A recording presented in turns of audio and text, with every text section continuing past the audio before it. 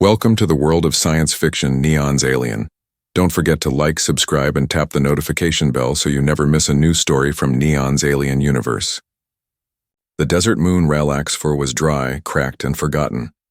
Long ago, alien scientists built secret labs deep beneath the planet's red surface.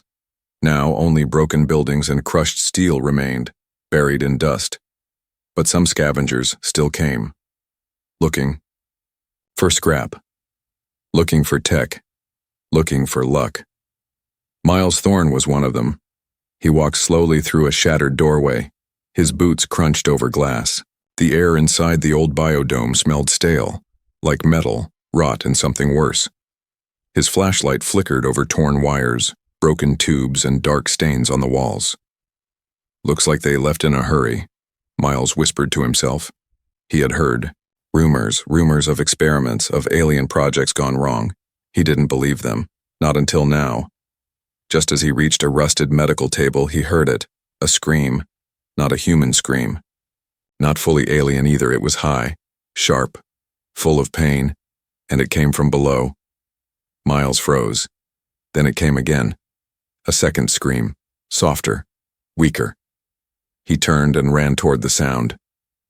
A half-collapsed stairway led down into darkness.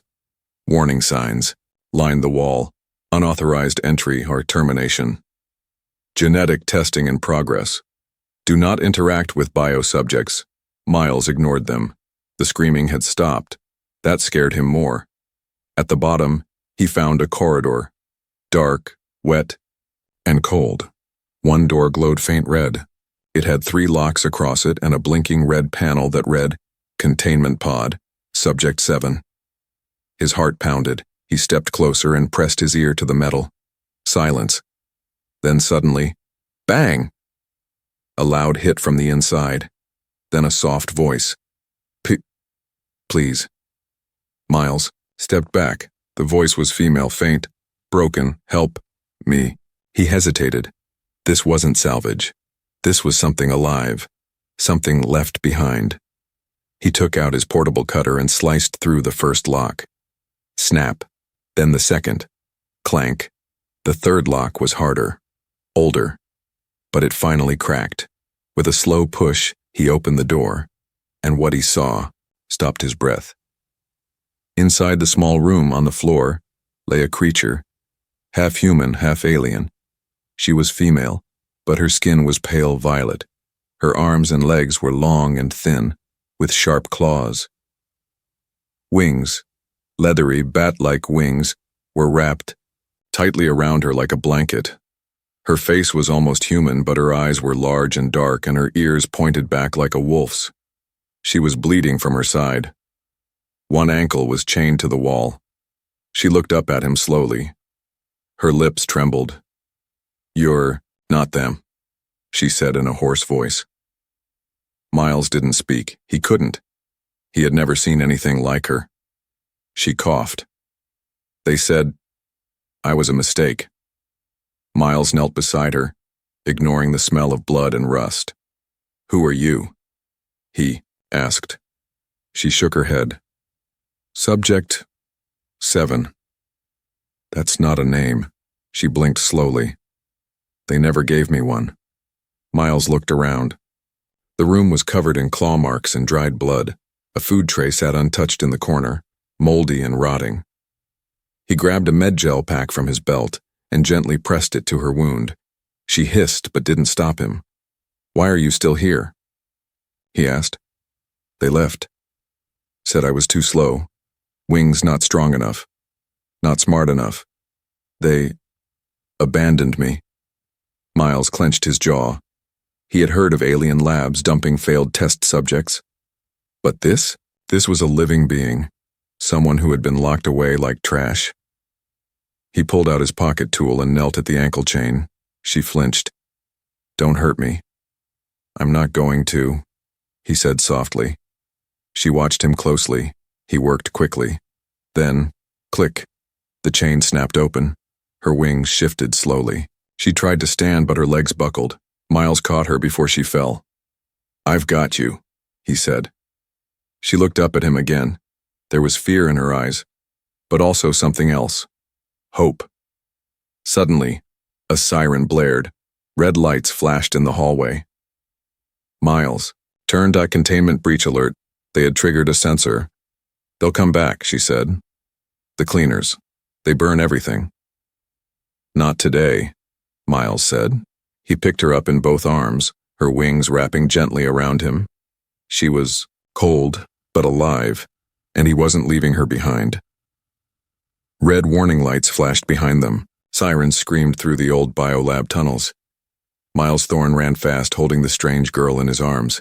Her body was light, but her wings dragged behind him, large and heavy like blankets made of leather. She gripped his jacket weakly. "They're coming," she whispered. "I know," Miles said, breathing hard. Behind them, metal doors slammed open. The cleaner drones had awakened. Machines made to destroy any trace of failed experiments. Failed like her. They burst into the main hallway, dust and steam hissing from broken pipes above. Miles turned sharply and kicked open a rusted door. Inside, darkness. He stepped in and pressed his back to the wall, holding her close. "Stay. Quiet," he said. The girl nodded, closing her eyes. Her ears twitched, her wings trembled, and then her eyes opened wide. "They're close. 3 drones, 2 wheels, 1 flyer." Miles stared at her. "You can hear them?" She nodded slowly. "They hum in my head." A red glow lit the hall outside. A drone passed the doorway, sharp arms, long sensors, and a burning torch where a hand should be. It paused, scanned, then rolled away. They both stayed silent until the sound faded. Miles exhaled slowly. That was close. The girl nodded, her voice still shaky. "They won't stop." "We're not staying here," Miles said. "We go above ground. I have a bike stashed near the cliffs." She looked afraid. "Sunlight hurts my eyes." "I've got goggles," he said. "We'll make it." He helped her stand. Her legs were weak, her wings dragged, but she moved. They climbed up an old access shaft, ladder rungs rusted and breaking. Miles went first. The girl followed slowly. Her claws scratched the metal. Her breath came in sharp gasps. Twice, she almost slipped. Both times Miles caught her hand and pulled her up. "You're strong," he said, trying to encourage her. She shook her head. "I was supposed to fly, but I never could." At last they reached the surface. The twin suns had just started to rise. Orange light bathed the rocky hills. Miles squinted and pulled out shaded goggles. He handed a smaller pair to her. She winced in the light but wore them anyway. Together, they walked through the rocky dust. Hidden under a tarp behind a rock pile was a black grav bike. 1 seat, half a tank. Miles helped her sit. "You ever been on one of these?" he asked. "No," she said. "Hold tight." She wrapped her arms and her wings around him. The moment felt strange. Not scary. Warm. The bike roared to life. Dust flew. Behind them, the old lab shook as drones began bursting from hidden exits. The chase had begun. As they sped across the dry plain, drones flew above in sharp circles. One spotted them. A red beam locked onto the bike. "Hold on," Miles shouted. The girl closed her eyes. "And something changed," she whispered. "I see it." Suddenly she grabbed his arm. "Left. Now." He turned the bike sharply. Just before a drone fired, the blast missed and hit the sand. Miles looked at her. "You saw that coming." She nodded, her eyes glowing faintly. "I hear the air. Like echoes." The sounds bounce back. Miles blinked. Sonar. She didn't understand the word, but she understood the feeling. They rode for miles, dodging drone fire and weaving through jagged cliffs. Finally, they reached a deep cave in the rocks. Miles guided the bike inside and turned it off. Dark, safe, quiet. He helped her off. They both collapsed to the ground, breathing hard.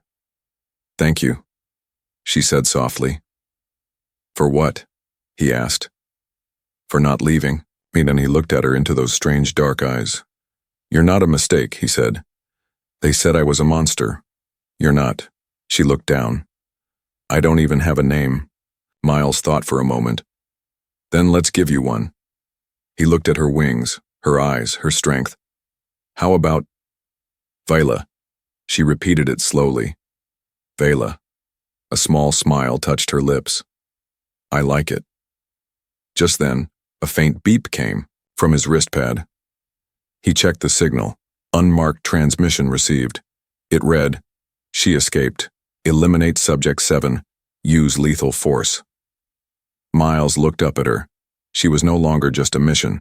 She was no longer just a survivor. She was his responsibility now, and he would protect her no matter what came next. The cave was dark and quiet, hidden deep in the canyon hills.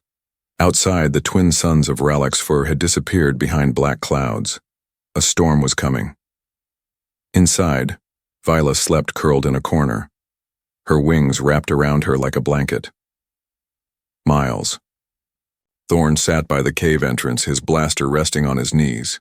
He hadn't slept. He kept staring at the message on his wrist pad. Subject 7 has escaped.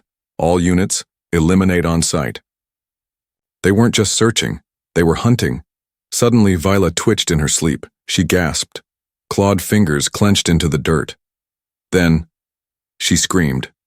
Miles rushed to her side. Vila, wake up! Her eyes opened wide, glowing softly. Her body shook, her voice trembled. I saw them. They were cutting into me. She looked at her hands, claws, skin, scars. I wasn't born. I was built. Miles nodded slowly. I figured. Vila whispered. They said I failed, that I was too kind, not aggressive enough, not cold. She touched her chest. I didn't want to hurt anyone, so they locked me away. Miles sat beside her. They created you to be a weapon, he said, but you chose not to become one. She looked at him confused. That's not failure, Vela. That's freedom. Outside, thunder rumbled. Suddenly, a deep sound in the sky. Vroom. Miles rushed to the cave entrance. Through the clouds, 3 sleek black ships pierced the sky. They weren't human. Alien ships. Sharp wings, blue thrusters, silent and fast. They found us. Miles turned to Vila. We have to move. She stood slowly, eyes still shaken from the nightmare. But where? There's an old mining tunnel beneath the ridge, he said. I mapped it last year. If we reach it, we can disappear underground. Vila's wings stretched slightly. Can I fly? Miles shook his head. Winds are too strong. Not yet. She looked disappointed. But she followed. They moved fast along the ridge, avoiding open ground. Vila's hearing guided them. She could detect drone wings before Miles even saw them. 2 ahead, she whispered. They're searching low. They crawled through sharp rocks and dry grass. Suddenly, a shadow passed overhead. A drone. It stopped, scanned. Vela closed her eyes. She pressed her claws to the ground, and she listened. Hum, pulse, echo. They're blind in the storm, she whispered. But we can't make sound. Miles nodded. They didn't speak again. They reached the tunnel entrance just as the rain began. A broken hatch opened into darkness. They slipped inside. Wet, cold, breathless. Inside the mine, metal beams groaned. Above them, the tunnel stretched for miles. Vela touched the walls with her claws. These were made by humans? Yeah, Miles said. A long time ago, before the war, before the galaxy changed. Vela looked around. Why do humans always dig into things? Miles smiled faintly. Sometimes for answers, sometimes just for survival. As they walked deeper, Vila stopped. Her wings folded in tight. Her breath caught in her throat. She pointed to a symbol painted on the tunnel wall. A dark red triangle with circles inside. That was on my cage, she said. Miles stared at the mark. That's the symbol of the Virex Coalition, he said slowly. They fund secret weapons labs. Vila shook her head. They called me Scout Breed 7. I was supposed to lead invasion teams, quiet, fast, deadly. She looked at her claws. I could smell fear, hear lies, but I didn't want to hurt anyone. Suddenly, a memory flashed. She was in a metal room. Other hybrids, smaller, weaker. They were crying. One reached for her and was taken away. She tried to follow, but guards held her back. They called her soft, broken. Then, they put her in the dark for a very long time. Vela dropped to her knees, shaking. They killed them. The others, just like me. Miles knelt beside her. You survived. I don't know why. Maybe because you were meant to do more than follow orders. She looked up. You still think I'm not a monster? Miles said nothing. Then he slowly reached out and touched her hand. No, he said. I think you're the most human person I've met in years. Suddenly the cave shook. A blast hit above ground. Miles checked his pad. Tracking beacon pinged. They found the tunnel. Vila's eyes went cold. I won't go back. Miles handed her a small shock blade. Then we fight. Together. She took it. Her wings lifted. This time not in fear, but in defiance. The mine tunnel echoed with the sound of falling dust and distant thunder. Vila stood near the wall, wings twitching, claws tight around the shock blade Miles had given her. Her eyes were wide, but not with fear, with focus, with fire. Miles checked his scanner. 3 red dots blinked closer and closer. They're coming fast. Vila stepped beside him. I won't hide again. Suddenly, boom! A drone blasted through the tunnel entrance in a shower of sparks. 2 smaller units floated behind it, lights glowing red. Miles aimed his blaster. The lead drone spoke in a cold, robotic voice. Subject 7 detected. Eliminate target. Do not capture. Miles fired first, hitting the lead drone's sensor. It shook, sparked, but didn't stop. A second drone fired back. The bolt hit Miles in the side. He fell hard, clutching his ribs. Ugh! Vila screamed. Miles. Without thinking, she leaped in front of him, her wings shielding his body. A drone launched another blast. But this time it bounced off her wings, deflected like stone. She felt no pain, only heat, energy, power, burning. Deep inside her chest, she stood tall. Her claws glowed faint purple. She could hear the drone's core, spinning, its weak spot, its fear. She had never felt this before. She didn't wait. With a loud cry, Vela dashed forward, faster than she thought possible. She slashed the nearest drone in half with her shock blade. Sparks flew. The body crashed into the wall. The other 2 spun to react, but it was too late. Vela jumped. Her wings snapped wide. She dove through the air and drove her claws into the final drone's eye lens. Crack, silence. The tunnel went still. Only Miles's quiet groans remained. Vila rushed back to him, dropping beside him. You're hurt. He tried to smile. Just a scratch. She knew he was lying, but he still smiled at her. You saved me. Vela looked down. Her hands were shaking. Her heart was racing. I didn't think. I just moved. Miles whispered. Good. That means you're alive. She tore a piece of her wing membrane, soft but thick, and wrapped it around his wound. Smart, he muttered. She stayed beside him, wings half open, watching the tunnel. They'll send more. Miles nodded. You should run while you still can. Vila looked him in the eyes. I'm not leaving you. She helped him up, arm over her shoulder. They limped deeper into the tunnel, one slow step at a time. As they reached a broken elevator shaft, Vela stopped. She looked up. Wind blew softly through the top, sunlight shining down. She turned to Miles. There's a way out. You'll have to fly, he said. Vela's wings twitched. I don't know if I can carry both of us. Miles looked at her, serious now. Then take just you. Live. She shook her head. No. She closed her eyes. Focused. And then spread. Her wings wide, they caught the air like sails. For the first time, they didn't shake. For the first time, they felt strong. She lifted Miles into her arms. He didn't fight it.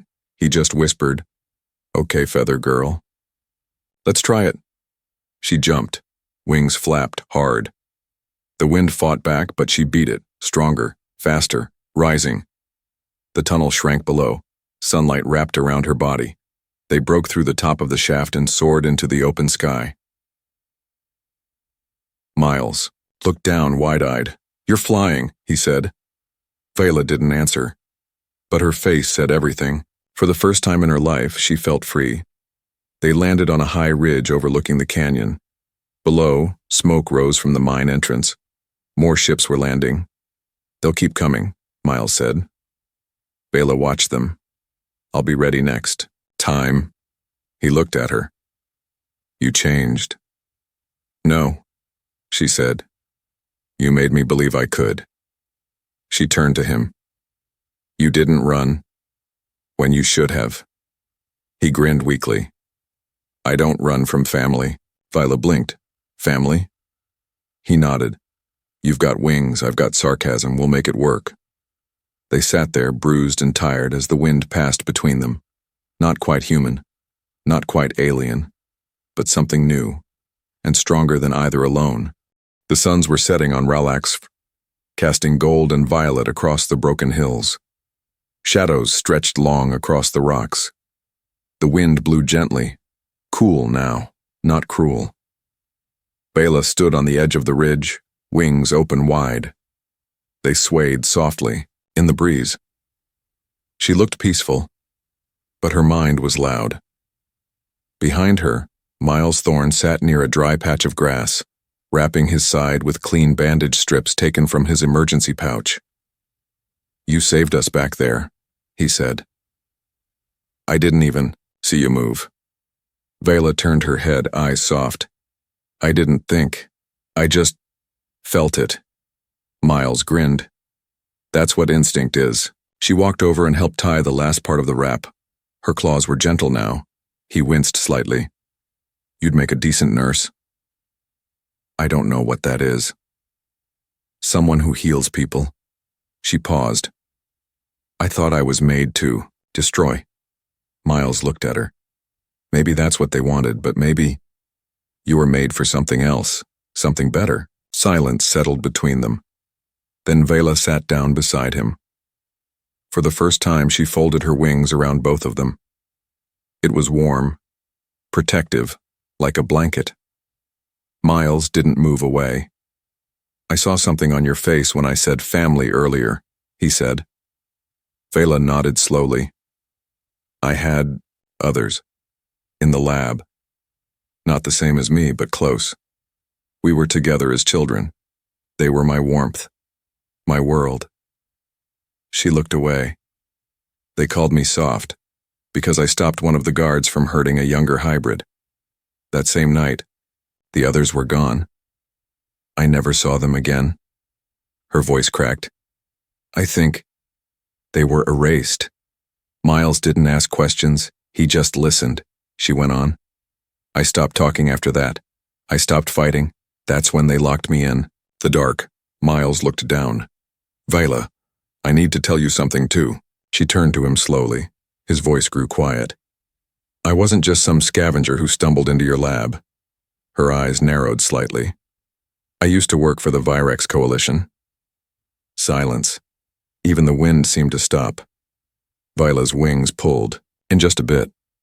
"I was part of a security team," Miles said. "Back when I was younger. I never went inside the biolabs. But I knew the rumors. I knew about the numbers. I heard them talk about cleansing protocols. And I didn't ask questions." He looked her in the eyes. "That's what makes me worse." Viola stared for a long moment. Then, she said, "But you asked questions today." Miles blinked. "I did?" "Yes," she said softly. "When you saw me, you didn't run, you didn't shoot, you asked, 'Who are you?'" She leaned closer. "No one ever asked me that before." They sat in silence again. But this time, it wasn't painful. It was healing. As night fell, stars began to appear above them. Vela stood and stretched her wings fully. They looked stronger now, clean, mended, beautiful. "I want to fly again," she said. Miles raised an eyebrow. "Where to?" She pointed to the north, toward dark mountains. "There are caves, big ones. Old sensors won't work there. You can hide, heal, plan." Miles smiled. "You are learning tactics. I had a good teacher," she said. She crouched and lifted him gently in her arms again. "I'm heavier now," he joked. "You're still soft," she said, smirking slightly. With a powerful beat of her wings, she leapt into the night sky. The world below faded into shadows. Above them, open stars. She flew without fear now. Not like prey, but like something free. They soared over canyons and empty rivers, across old shipwrecks and fields of broken metal trees. Vela whispered, "It's strange." "What is?" "The world is so big, but they locked me in such a small room." Miles whispered, "Now you'll see all of it." They reached the mountain cave just before sunrise. It was wide, cool, and hidden behind a curtain of vines and rocks. They made a small fire inside. Viola curled her wings around the space like walls. For the first time in years, she felt like she had a home. Miles drifted to sleep beside her. Vela stayed awake, staring at the flames. Her hand touched her own chest. "Scout Breed 7. Subject 7. Monster. Mistake." She closed her eyes. "No, I am Viola. And tomorrow, she would start acting like it." The skies over the mountain were dark. Heavy clouds twisted above like black waves ready to break. Thunder rolled in the distance. The storm was coming. Inside the high cave, Viola stood at the edge, her wings spread wide. The wind pushed against her, but she didn't move. Behind her, Miles Thorne watched from inside, blaster in hand. "They're coming," she said softly. Miles checked his scanner. 5 ships, no drones this time, real soldiers. Vela's eyes narrowed. "They're tired of sending machines. They're sending killers," Miles added. "They want this over." Vela looked into the clouds. "Then I'll end it." She stepped out into the wind. Her wings caught the current like sails. The storm didn't scare her. She had lived through worse. The first ship appeared over the ridge, black and sharp, with long, glowing fins. The second followed, then a third. They hovered in formation, scanning the cliffs. Miles aimed his scope. "They don't know your exact location yet. You still have time to hide." Viola shook her head. "No more hiding." She leapt, her wings sliced through the air. Lightning cracked across the sky as she rose higher and higher. The ships noticed. Alarms triggered. A voice called from one of the vessels. "Subject 7, stand down. You are a failed weapon. You are property of Virex. Return or be destroyed." Vela didn't answer. The first ship opened fire. Plasma bolts cut through the clouds. Vela twisted midair, rolling between the blasts. Miles, watching from the cave, shouted, "Come back! You don't have to fight alone." But she wasn't alone, not anymore. Viola soared straight up, into the heart of the storm. Rain hit her skin.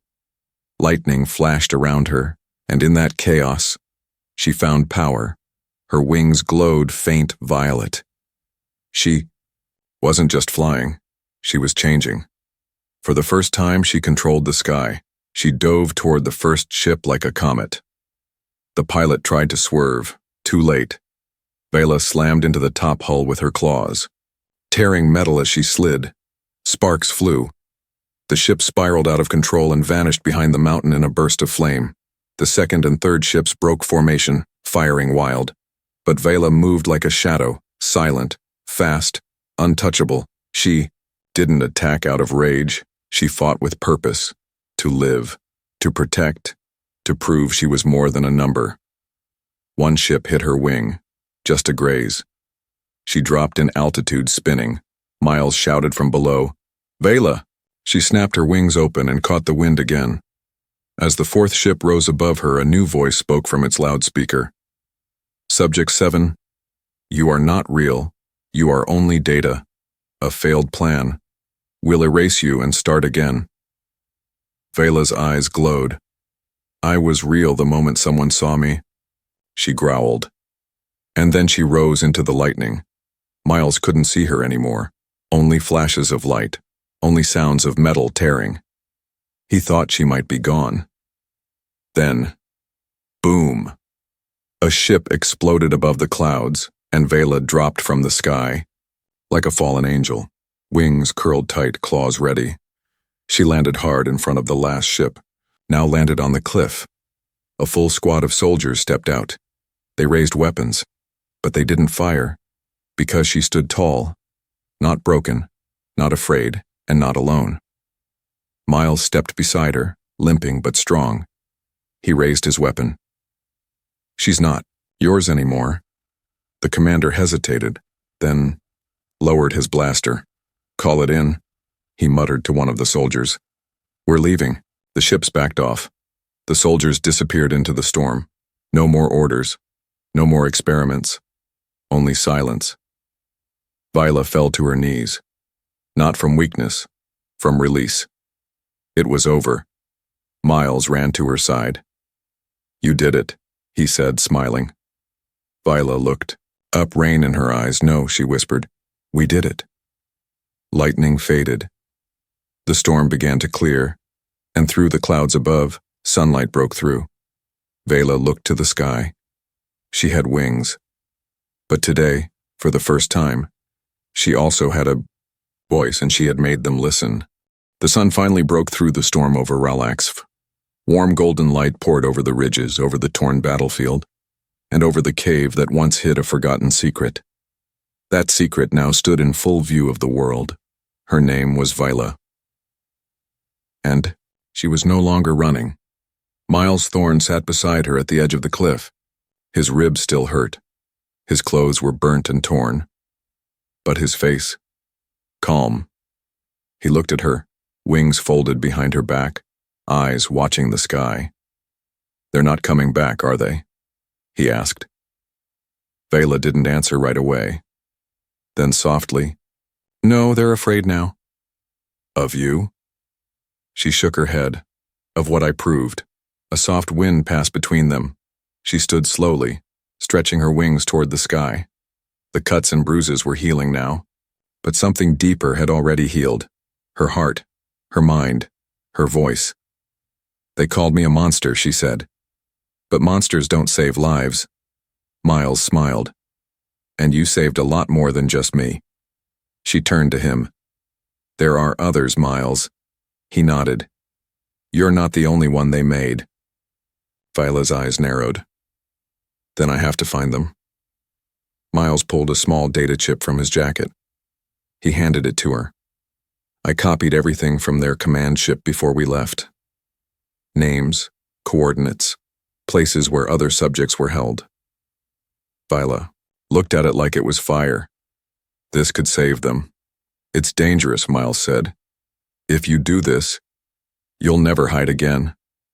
Viola placed the chip in her belt pouch. I don't want to hide. They sat together in silence again, like they had many times before. But this time there was peace between them. Not fear, not questions, just peace. A shadow passed overhead. A small civilian transport ship dropped from the clouds. The door opened slowly with a gentle hiss. A figure stepped out. A woman in white, armor with a medical cross on her chest. She held her hands up. I'm not here to harm, she said. We received the emergency signal. Miles helped Viola step forward. She's not a weapon, he said firmly. She's a person. The medic nodded. I see that. Viola approached slowly, her claws retracted, her wings folded. She asked one question. Do you have room for two? The woman smiled. We do. Inside the ship, soft lights and clean seats welcomed them. As the ship rose, Viola looked down at the canyon below, where she had once been chained, hunted, and nearly destroyed. That place would always be a scar. But she wasn't broken, she was reborn. On board, Miles leaned back in the seat beside her. So, what's next? Vela turned to the window. I find the others. And me? He asked with a smirk. You're coming with me. He grinned. Good. I'd hate to miss the sequel. As stars stretched across the sky, the ship flew higher and higher. Then, Vela reached into her belt and pulled out a small name tag. Rusted, faded. It had been attached to her lab collar. Subject 7, Scout Breed.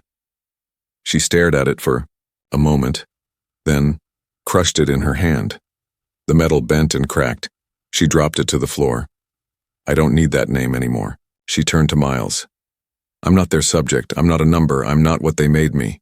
He looked at her proudly. Then who are you? Vela didn't smile. She didn't whisper. She said it clearly. I am Vela. And I will never be silent again. And as the ship vanished into the stars, her wings glowed faint violet in the cabin lights, a symbol of what rose from ashes. Not a monster, not a weapon, but a new beginning.